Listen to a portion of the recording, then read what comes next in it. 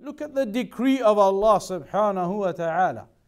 He went there, pulled out of a well, taken as a slave, sold for money and purchased, kept as a slave in the house, imprisoned falsely. But then the decree of Allah subhanahu wa ta'ala, all of a sudden, he is now a man of authority in the land, upon the finances of the land. This is the decree of Allah subhanahu wa ta'ala. Whomsoever fears Allah subhanahu wa ta'ala, then Allah makes a way out for those people.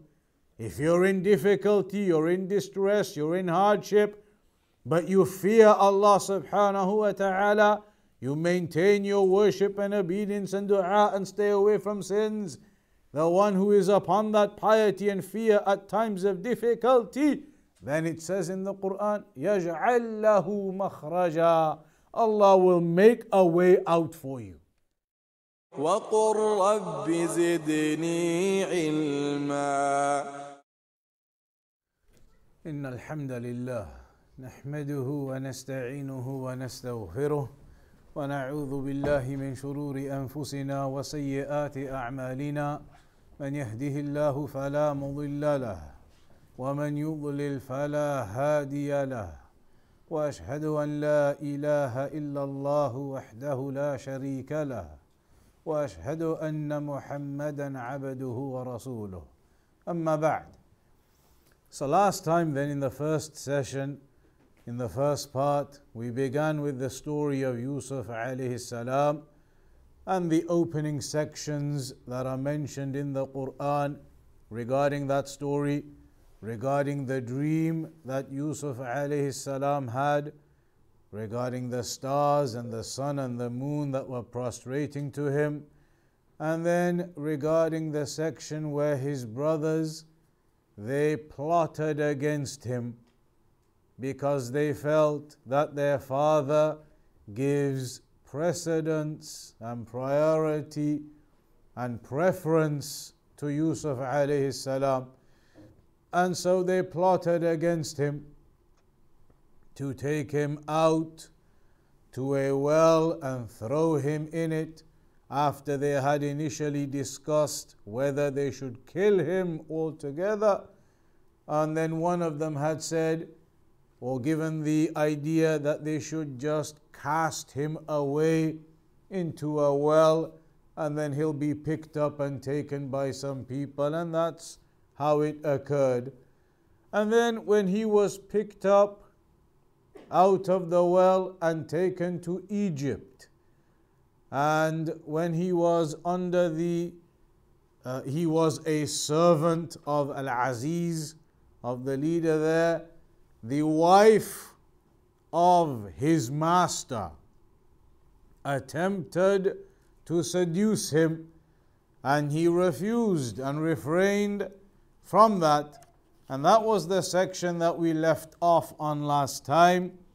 وَلَقَدْ هَمَّتْ بِهِ وَهَمَّ بِهَا لَوْلَا أَن رَأَى بُرْهَانَ رَبِّهِ كَذَلِكَ لِنَصْرِفَ عَنْهُ السُّوءَ وَالْفَحْشَاءَ إِنَّهُ مِنْ عِبَادِنَا الْمُخْلَصِينَ وَاسْتَبَقَ الْبَابَ وَقَدَّتْ قَمِيصَهُ مِنْ دُبُرٍ وألف يا سيدها لدى الباب قالت ما جزاء من أراد بأهلك سوءا إلا أن يسجن أو عذاب أليم قال هي راودتني عن نفسي وشهد شاهد من أهلها إن كان قميصه قد من قبل فصدقت وهو من الكاذبين وإن كان قميصه قد من دبر فكذبت وهو من الصادقين فلما رأى قميصه قد من دبر قال إنه من كيدكن إن كيدكن عظيم يوسف أعرض عن هذا واستغفري لذنبك إنك كنت من الخاطئين. So she had attempted to seduce him. The doors were locked. And then when they fled, or when he fled to the door and she ran to the door, then at the door they came across the master, his master of the household, and over him. And so then they said, we will look at the shirt. If the shirt is torn from the front, then she is speaking the truth, that it was he, Yusuf, who attempted to take advantage of her. But if the shirt is torn from the back, then this indicates that he is speaking the truth and she attempted to seduce him, because it was torn from the back as he fled, and that is what they saw. And so it became clear that it was indeed her who had attempted to seduce him.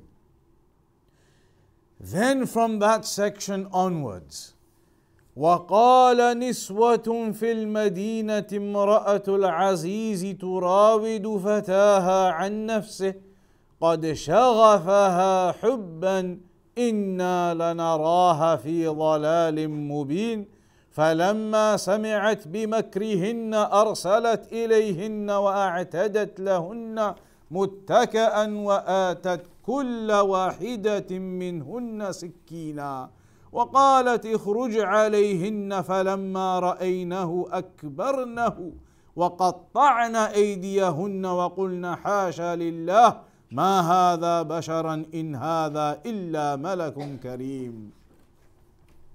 So after that event happened, the women of that area, they began to speak.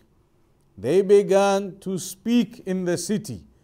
And they said, the wife of Al-Aziz, she is seeking to seduce her slave, Yusuf alayhi salam, a young man. Indeed, she loves him violently, a great degree. Verily, we see her in plain error. So news spread amongst them in the city of what the wife of the master of that household had tried to do with her servant, Yusuf. Yusuf was a servant in their household. So the news spread, and the women in the city began to say that the woman, the wife of Al-Aziz, she attempted to seduce her slave. Indeed, she is in plain error. That was certainly a mistake. So when she heard of their accusations, when the woman, the wife of Al-Aziz, heard the accusations the women were making, she invited them to come and eat with her. She invited them all to come to a banquet of food she had prepared for them all. And so they came and they sat, and she gave all of them a knife, because some of the food she had prepared required cutting.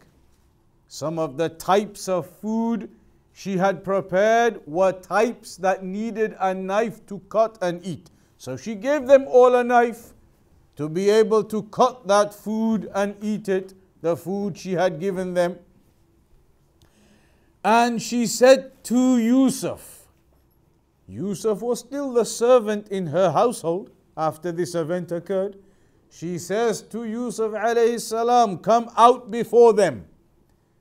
So she has now invited all of these women to her house who were accusing her and saying what a terrible thing, and she was trying to seduce her slave boy.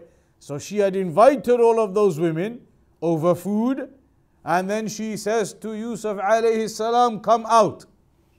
So when Yusuf alayhi salam came out, they saw him and they were astonished at his beauty, how handsome he was. All of those women were astonished at how handsome Yusuf alayhi salam was.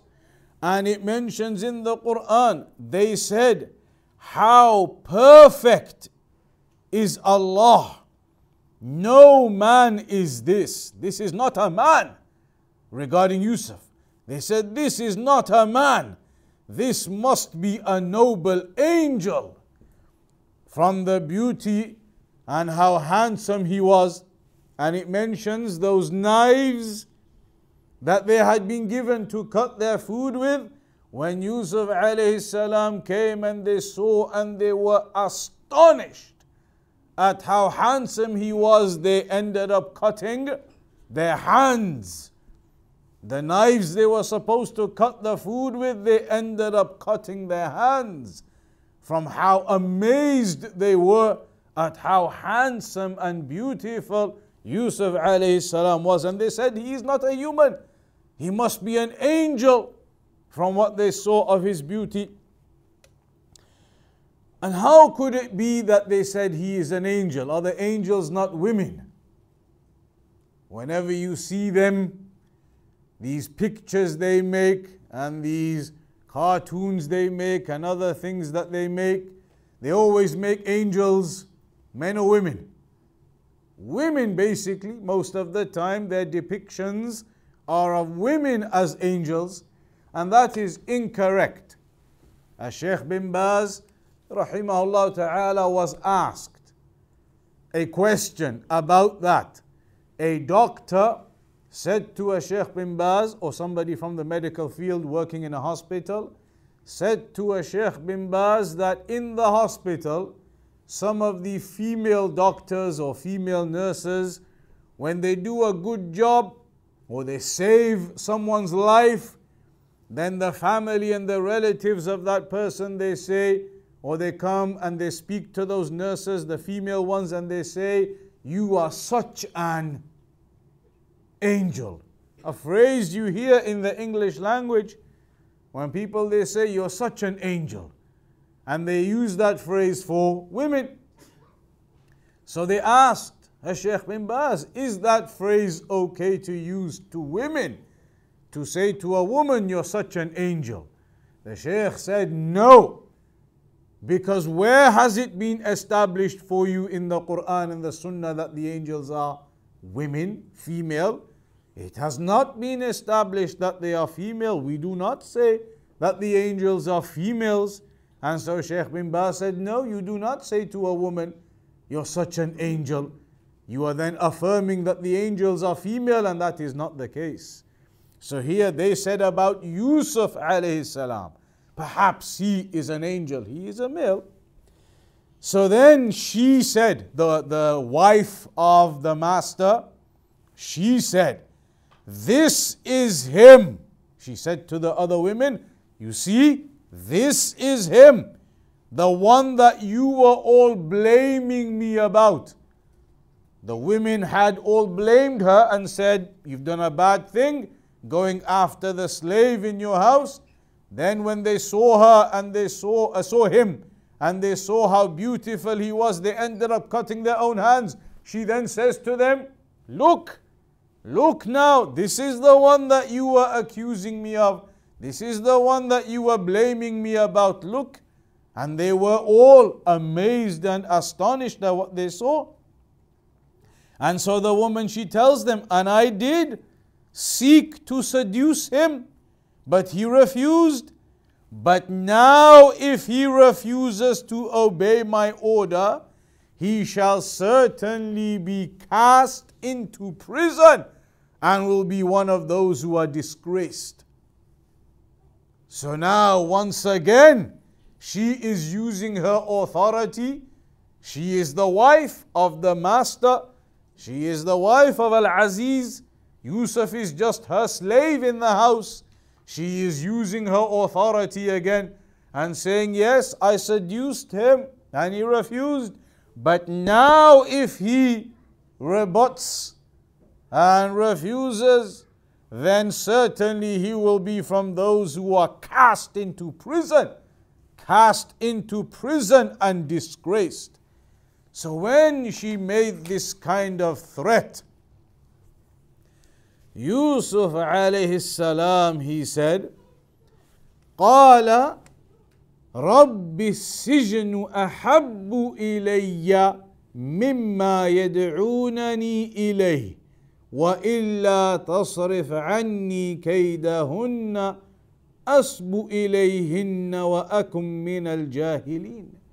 Yusuf alayhi salam said, "O my Lord, prison is more beloved to me, is dearer to me than this act and what they are inviting me to. Prison is better for me than what they invite me to.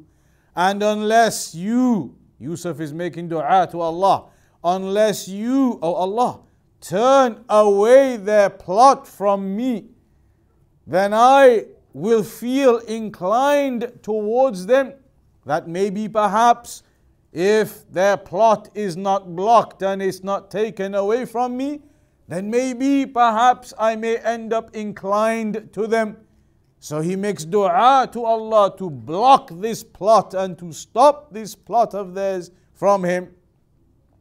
Otherwise I may be inclined to them and be from those who ends up committing a sin and be from the ignorant. So Yusuf alayhi salam made dua to Allah for their plot to be stopped, for their plot to be blocked and pushed away from him. So in lam tadfa anni su, if you do not take away this evil from me, then it is possible I may end up inclined to that.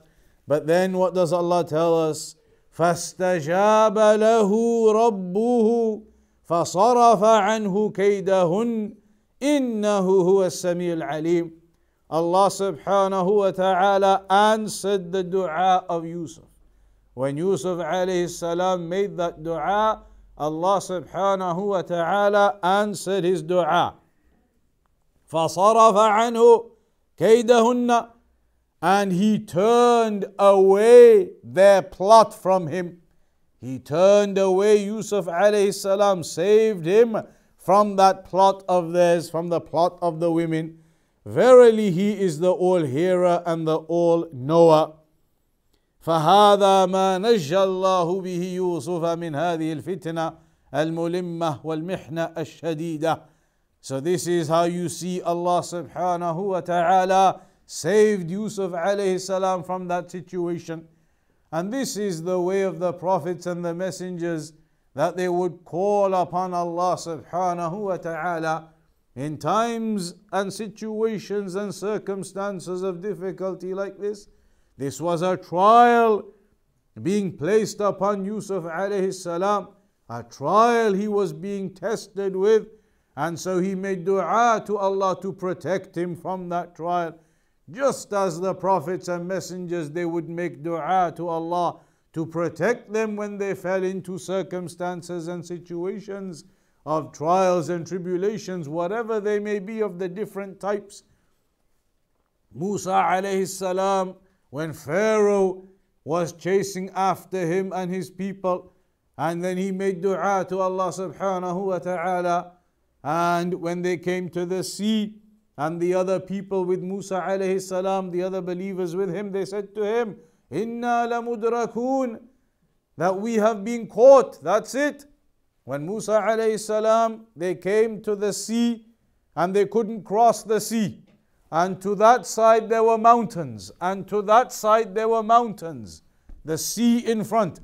So the only option was either go forward on the sea, cannot climb above the mountains, and the other option was go back, but back behind them was Pharaoh.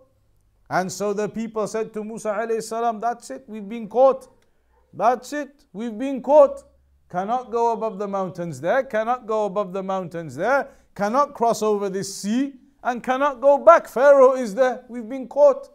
But then Musa alayhi salam said to them, "Do not grieve. Indeed Allah is with us."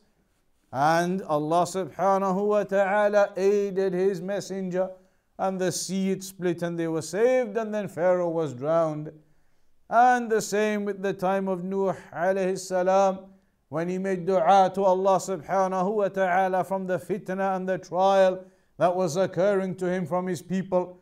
And then Allah commanded him to make the ark. And when he was building the ark, the mushrikun, they used to walk past and see Nuh alayhi salam building the ark, And they would mock him and laugh at him and say, what are you building this ship for? Where's the water? Where are you going to float this ship? They would mock him. And then it mentions in the Quran, Nuh alayhi salam replies to them that now you are mocking us, but eventually we will be the ones who mock you. The mockery will end up on you. And indeed the floods they came and Allah saved Nuh alayhi salam and the believers, and the disbelievers were all destroyed.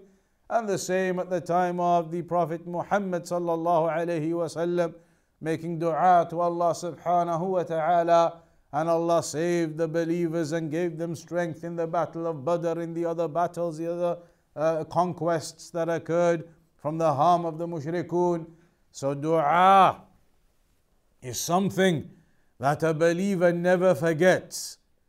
Too many people, they become complacent and they forget the importance of dua, of regularly supplicating to Allah subhanahu wa ta'ala and asking for your affairs, not only in times of difficulty. In times of difficulty, then everybody remembers and they make dua. But even at times of ease, when you're comfortable and your life is going good, that you remember to make dua regularly, thanking Allah for the blessings upon you, asking Allah to maintain those blessings upon you. Because one day you may have blessings and the next day they are taken from you. One day you may have blessings upon blessings and you do not know what the decree is, it may be taken from you. It could occur overnight and you do not know what occurs. A person may have a brand new car and overnight he wakes up, it has been stolen, gone. A person may have other affairs of business and wealth and something happens and it is taken and gone. So you remember constantly to make dua to Allah to maintain those blessings for you. And you do not have envy, jealousy of anybody else who has blessings you do not have. If you see someone else from the believers with a blessing you do not have, then make dua to Allah that He gives you the blessing that the other one has too. It does not decrease from the kingdom of Allah whatsoever to give you the same blessing as the other person has been given. So dua is something very important and it is a great act of worship. And so Yusuf alayhi salam, he made dua to Allah, asking Allah to protect him from that plot of the women. And Allah subhanahu wa ta'ala answered his dua and protected him. ثم بدا لهم من بعد ما رأوا الآيات لَيَسْجُنُنَّهُ حَتَّى حِينٍ.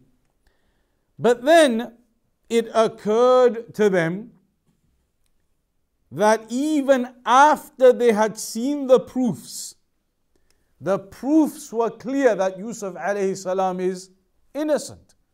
All of that was clear, and yet they still put him in prison.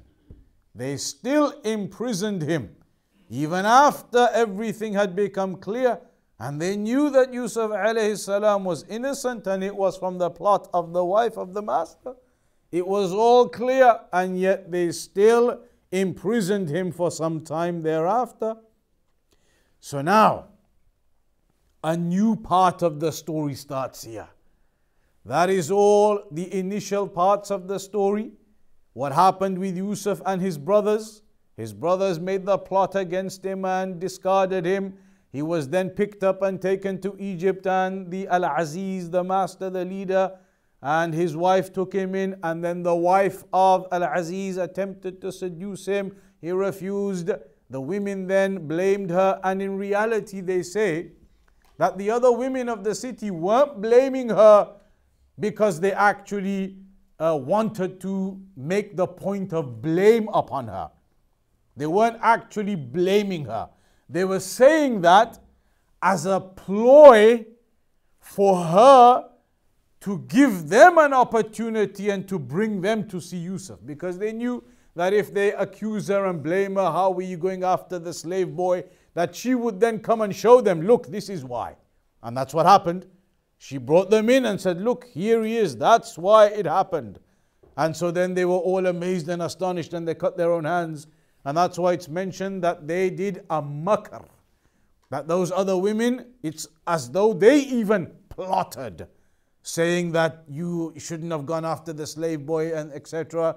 until she then brought them in and showed them Yusuf also. So then in the end, Yusuf alayhi salam was put into prison. So when he was in prison now, وَدَخَلَ مَعَهُ السِّجْنَ فَتَيَانِ, that two young men also were in prison with him there. There were two young men who also entered into the prison with him there. قال أحدهما إني أراني أعصر خمرا وقال الآخر إني أراني أحمل فوق رأسي خبزا تأكل الطير منه نبئنا بتأويله إنا نراك من المحسنين. You remember Yusuf alayhi salam from the beginning of the story mentioned the dreams and that he was given an ability to interpret dreams. In prison, these two men now, they narrate to him a vision that they had. They narrate to him a dream that they had.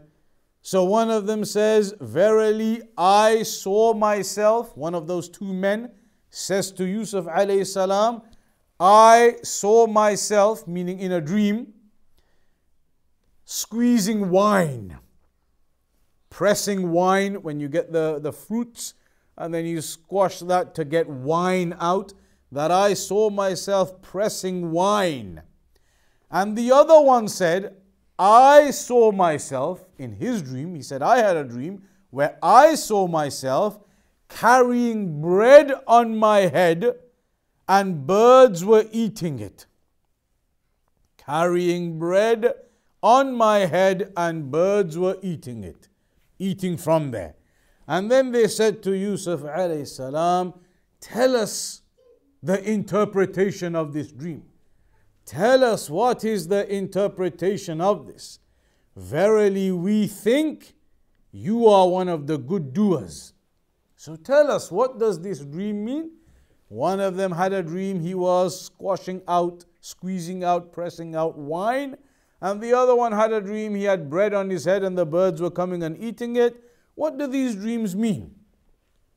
So then Yusuf alayhi salam informs them of the meaning of this.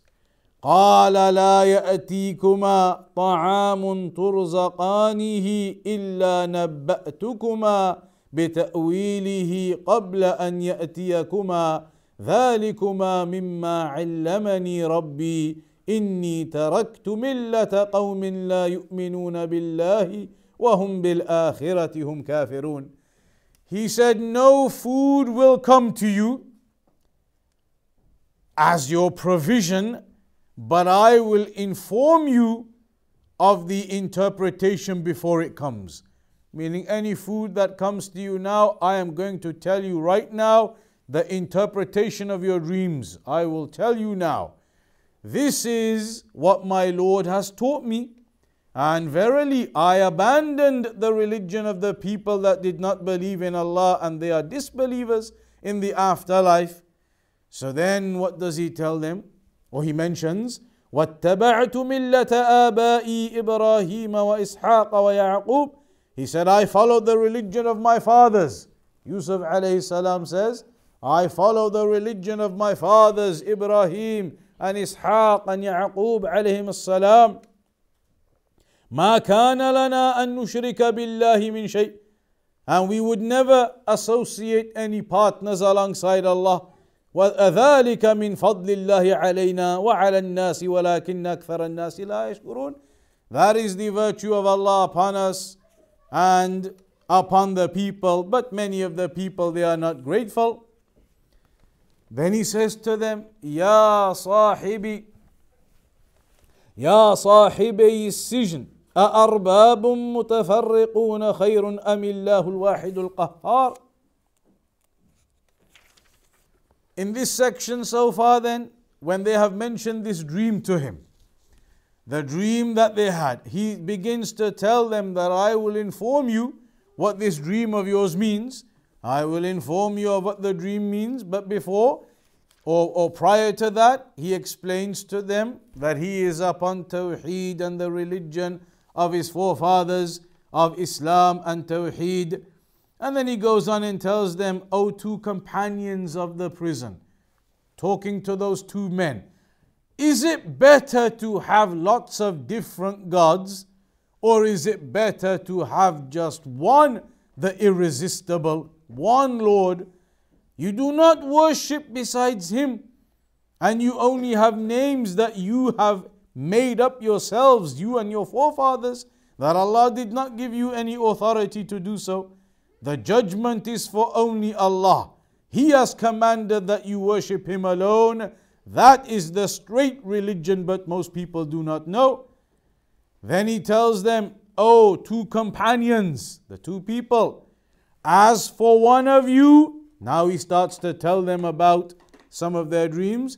As for one of you, he will pour out wine for his Lord, meaning the king or the master, to drink. So one of them had a dream, he was pouring wine. Yusuf tells him, you're going to end up in a job or whatever where you are pouring wine for the king. You are going to be doing that. And as for the other one, who had the dream that there was bread on top of his head and the birds were eating from it, he said, you are going to be crucified. Crucified when they put a big plank of wood into the ground and then they hang up that person there, hang him up, tie him up, and then the birds, they come and start eating that body. So he said, you are going to be crucified and the birds will come and eat from his head. This is the judgment regarding what you were inquiring about. So one of the many tells them, you're going to end up as a wine pourer for the king. And the other one, you're going to be crucified, hung up, and the birds are going to eat from you, from your head. So then Yusuf alayhi salam says to the one who he knew was going to be saved, because now Yusuf alayhi salam has basically told them, one of you is going to be killed, crucified, and birds are going to eat from your body, from your head. And the other one, you're going to be saved, you're going to be pouring wine for the king. So he says to the one who was going to be saved, the one who was going to be pouring wine for the king, he says to him, make sure you mention me to the king. When you get out of prison, make sure you remember to mention about me and my situation to the king. But then, the shaitan made that individual forget. When that person did get out of prison and he was now with the king, shaitan made that person forget. And so he did not narrate to the king and mention to him about Yusuf who was in prison.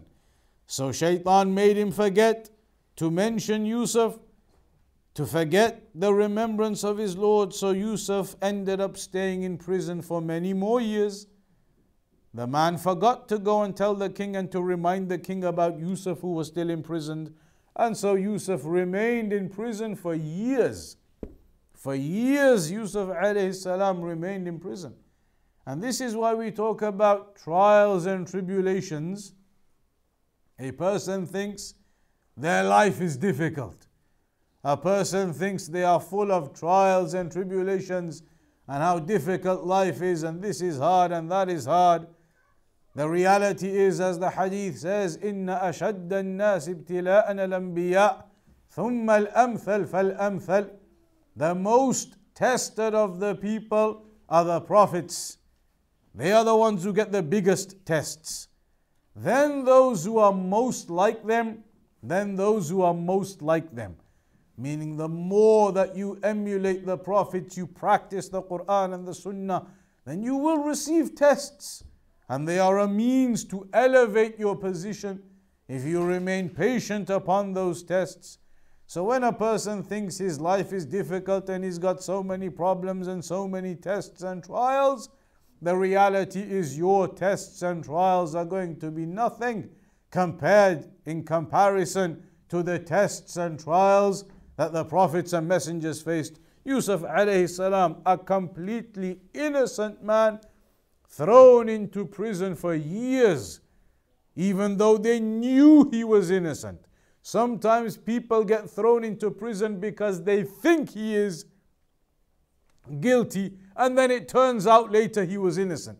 Here they knew he was innocent, and yet they threw him into prison and remained there for years. Then, after he'd been in prison for years, the king in Egypt has a dream. The king ends up having a dream. And the king said, وَقَالَ الْمَلِكُ إِنِّي أَرَى سَبْعَ بَقَرَاتٍ سِمَانٍ يَأْكُلُهُنَّ سَبْعٌ عِجَافٌ وَسَبْعَ سُنبُلَاتٍ خُضْرٍ وَأُخَرَ يَابِسَاتٍ يَا أَيُّهَا الْمَلَأُ أَفْتُونِي فِي رُؤْيَايَ إِن كُنتُمْ لِلرُّؤْيَا تَعْبُرُونَ.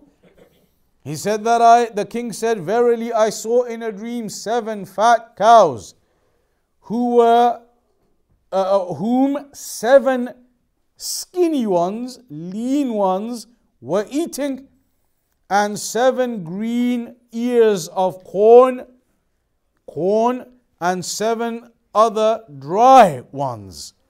O notable people, explain to me my dream, if you can interpret dreams.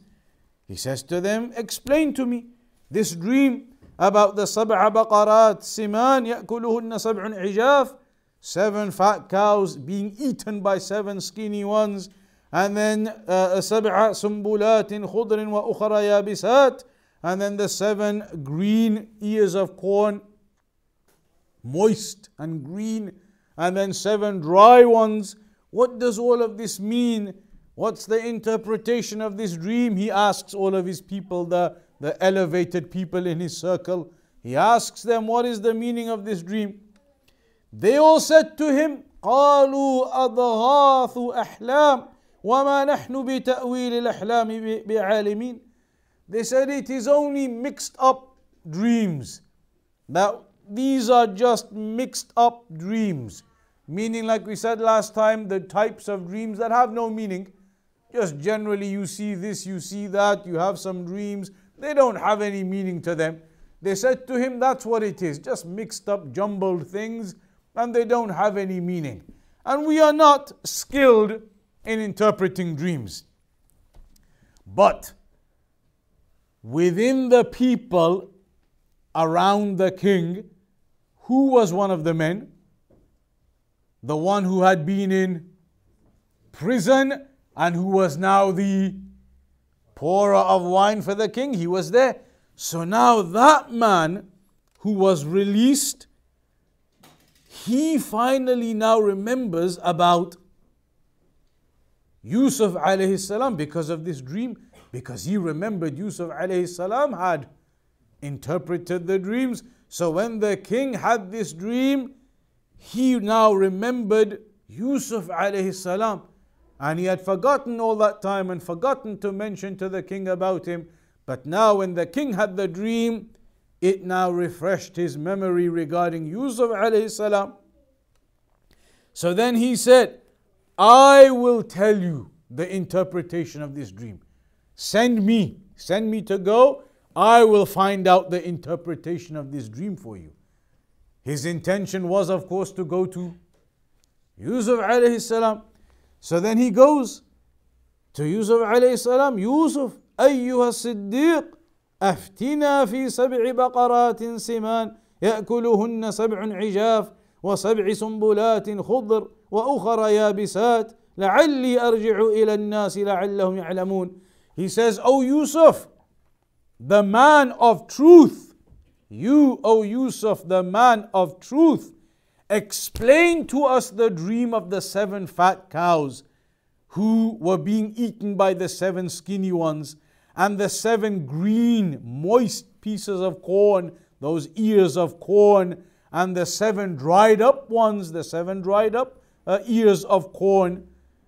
Tell me the interpretation of this dream of the king, so that I can go back to the people and then inform them, so they will know what the interpretation of this dream is.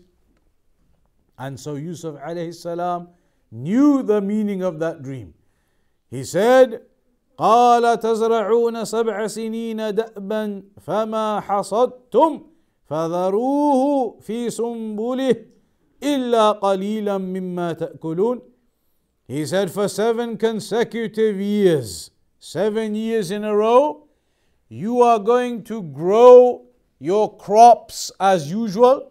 You are going to grow the crops, sow the seeds as usual, and then you're going to cultivate those and reap those. You're going to grow your crops in your fields, in your farms as usual for 7 years.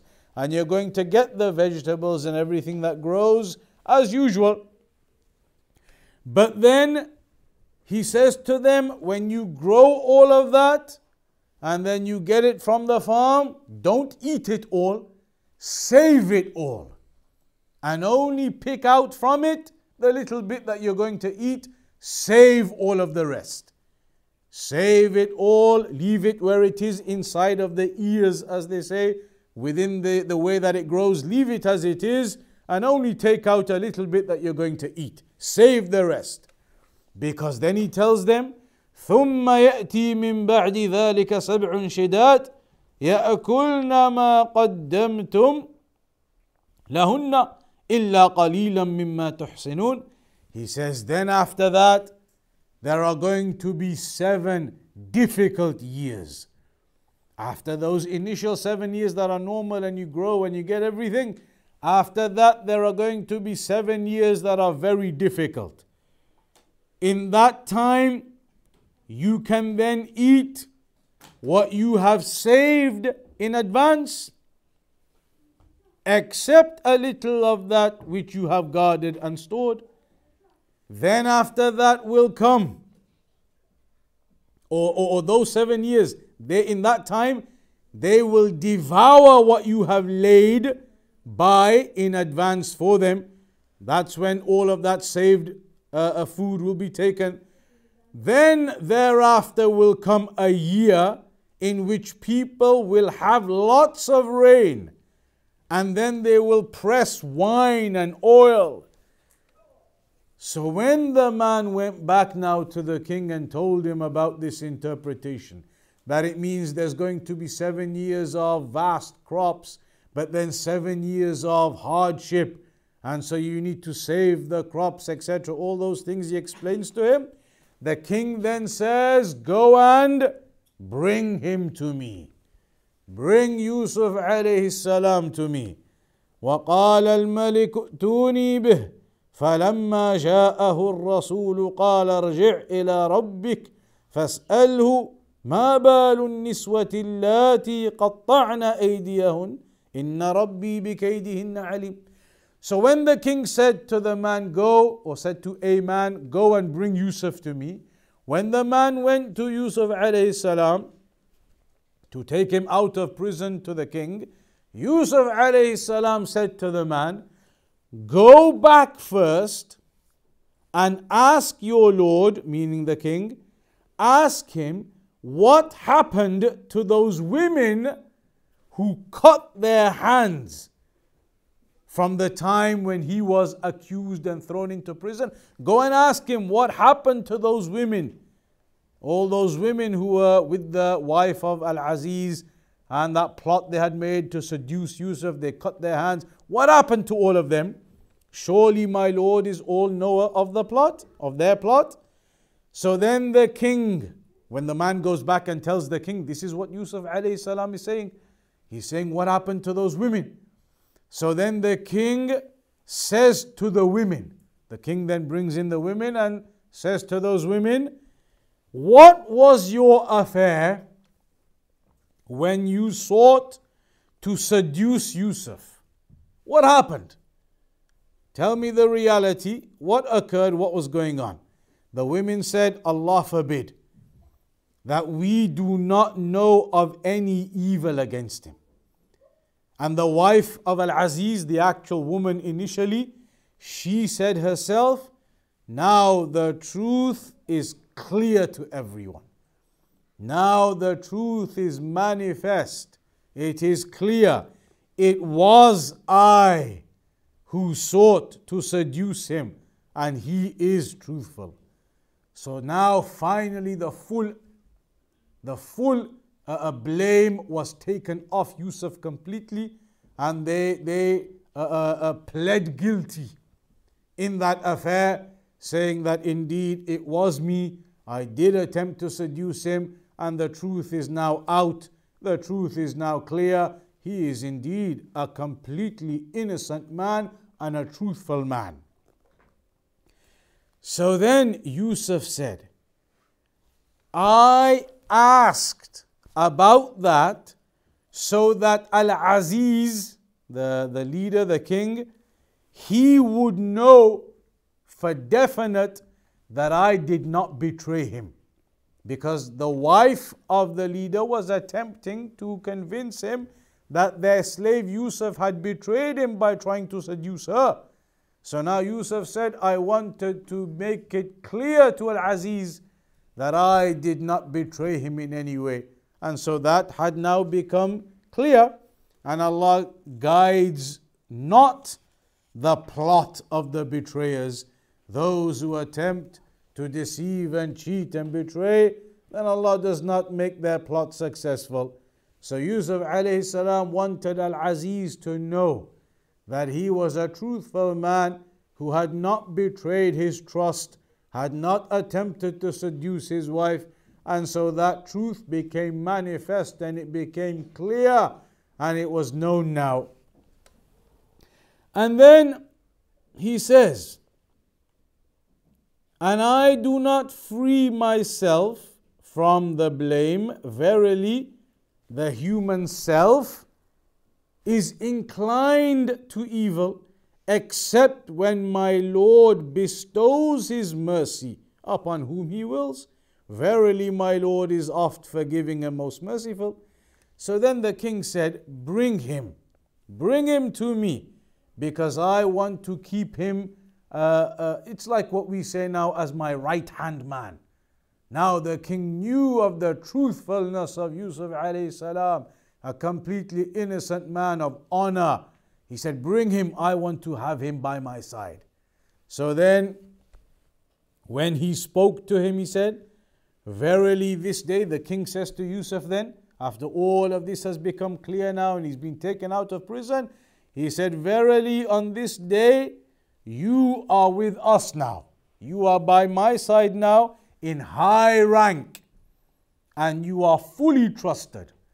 So after he was in prison, he was taken out, and now he was given a position of status alongside the ruler. He was given a position of status now alongside the ruler. And the ruler says to him, Al-Azizi says to him, you are with us now in high rank and fully trusted. So Yusuf alayhi salam then says to him, give me the authority over the storehouses of the land, meaning the minerals, the materials, the wealth of the land. Give me the authority over that various wealth of the land, and I will guard it with full knowledge, meaning basically, like we would say these days, make me the secretary or the minister for finance. I look after the finance in Egypt. Make me the leader or the minister of finance in Egypt, basically. That's what Yusuf alayhi salam mentioned to him. So then Allah decreed that this is what happened.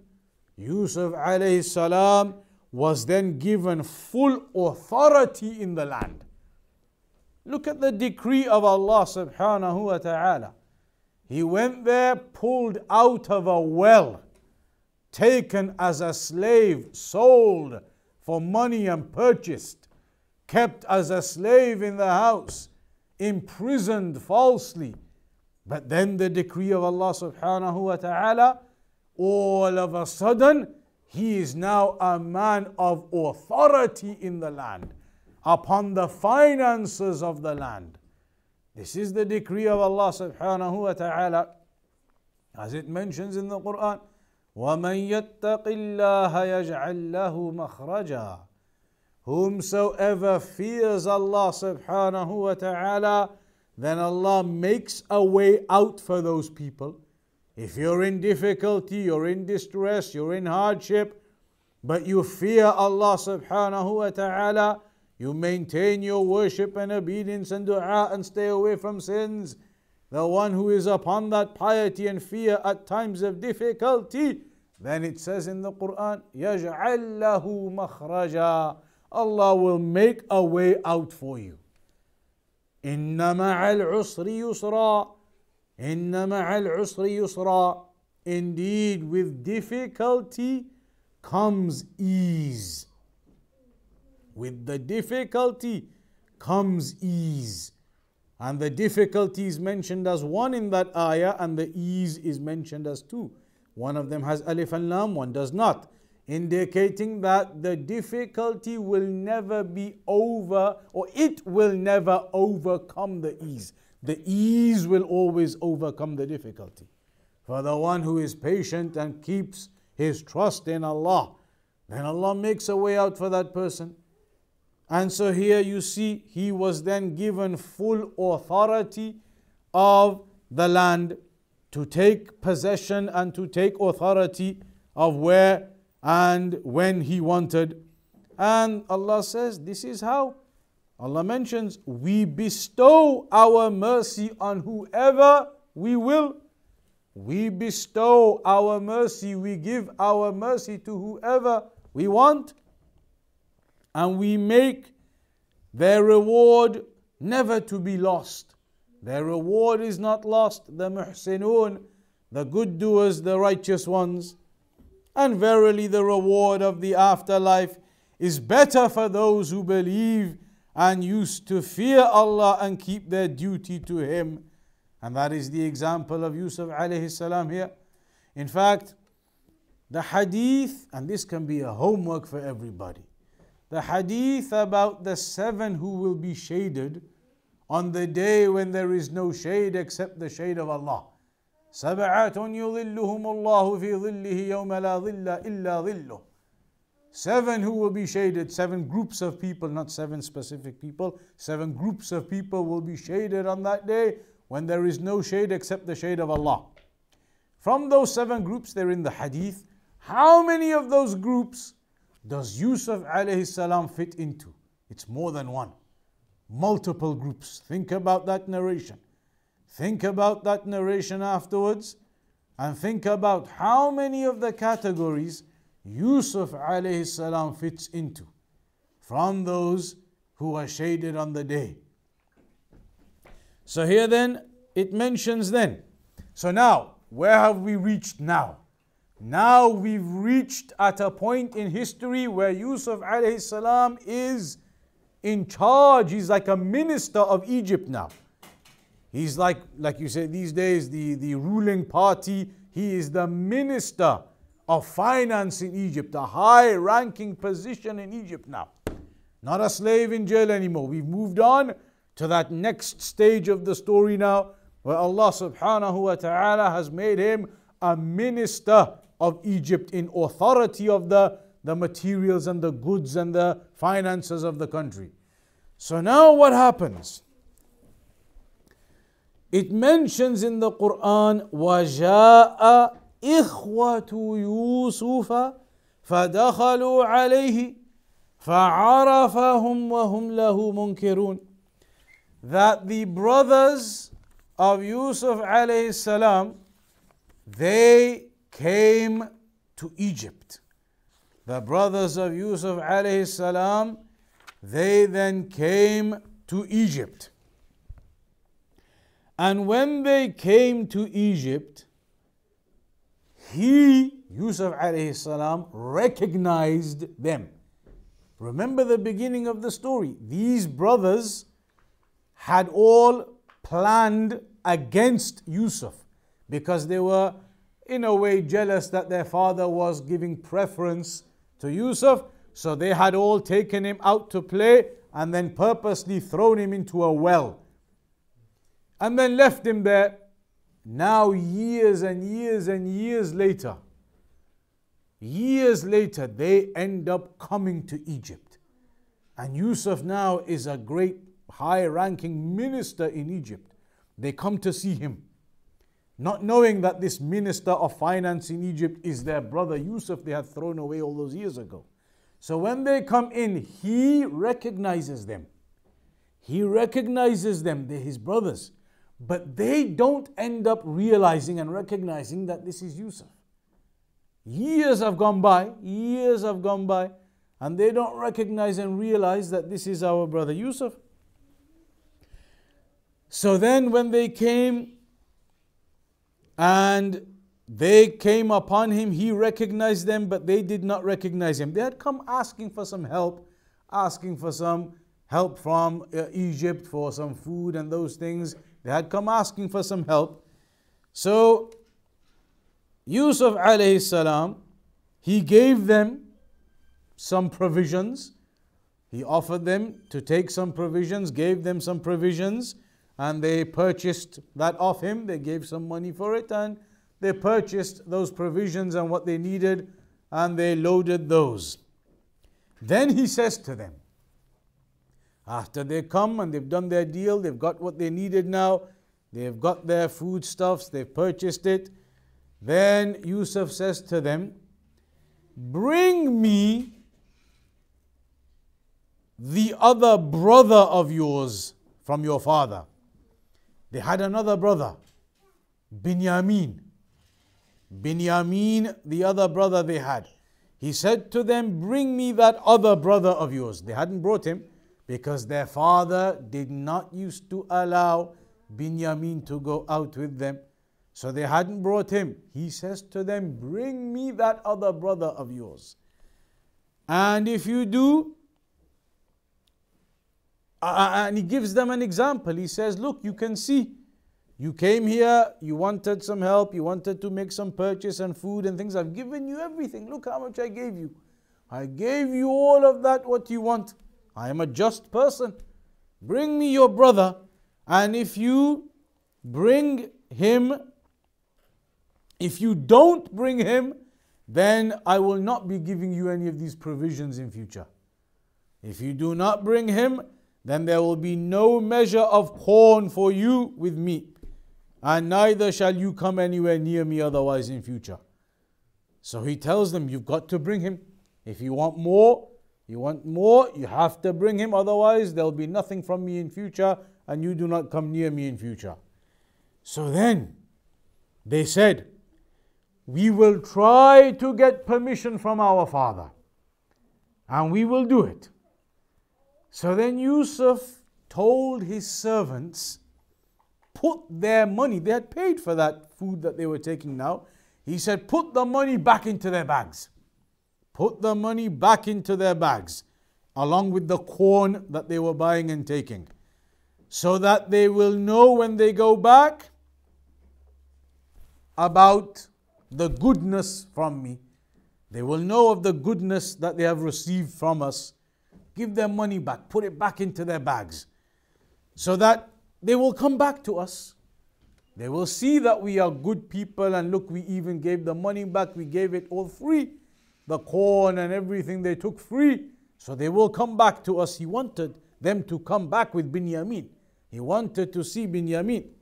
So when they went back to their father, all those other brothers, and they said, our father, we are not able to get any more food from there, from Egypt.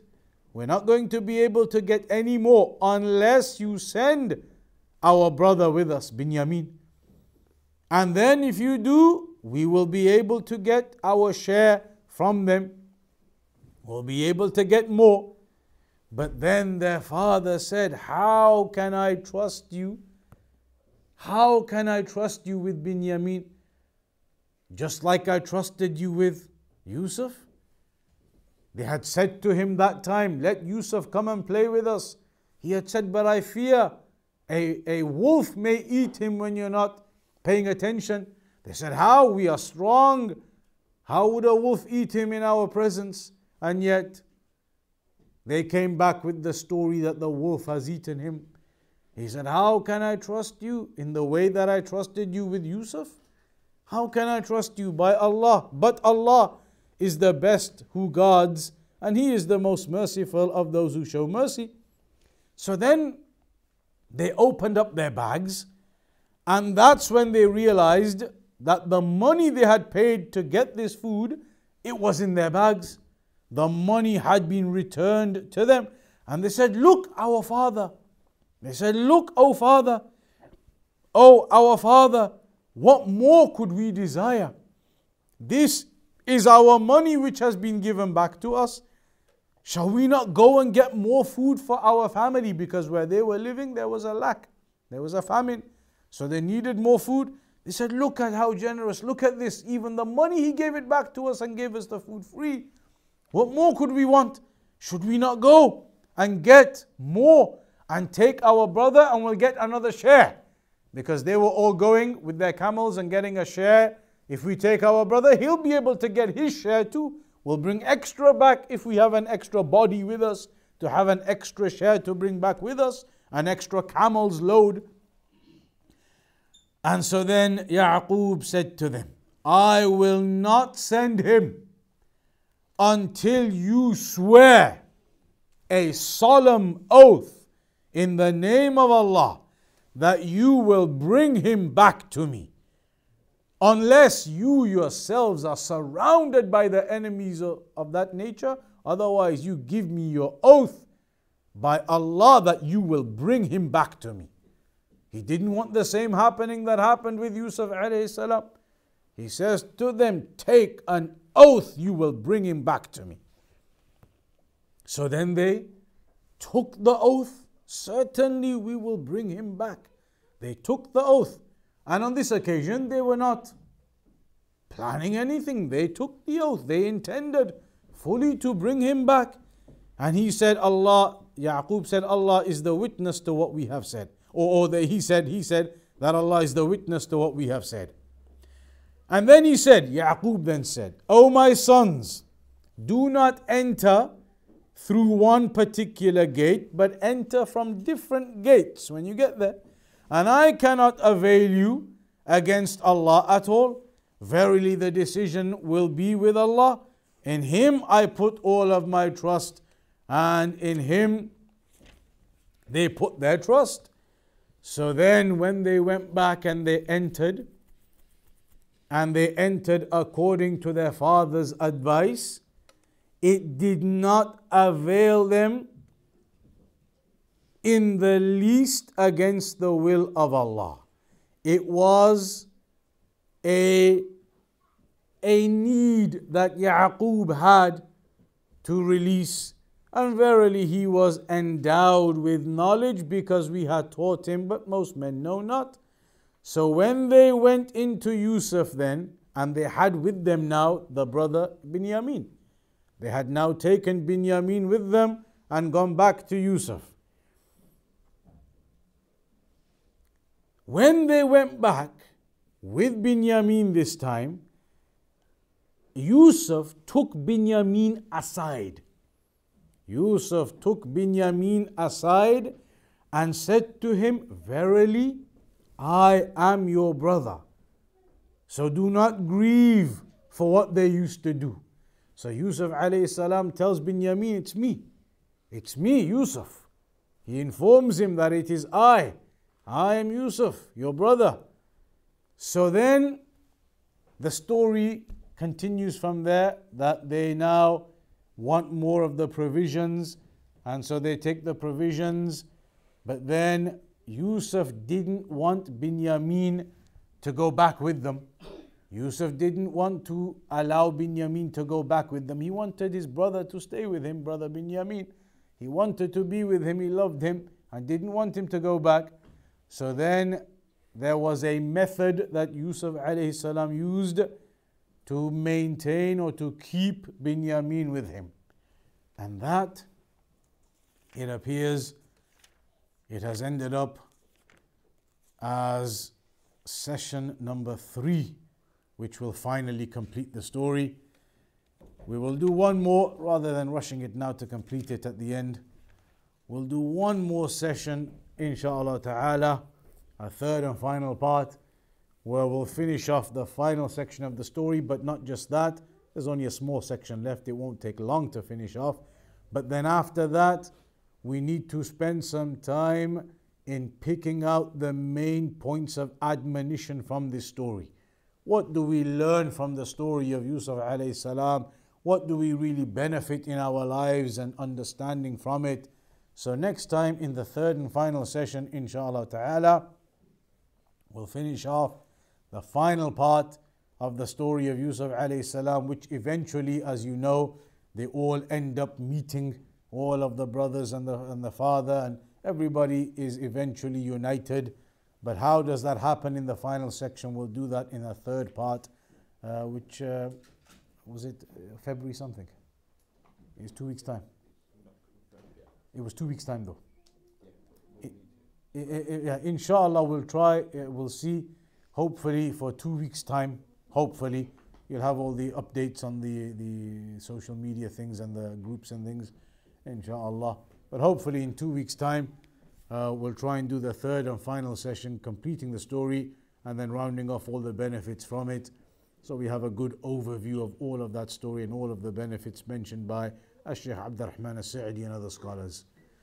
So we'll conclude upon that for today then. وصلى الله على نبينا محمد وعلى آله وصحبه وسلم.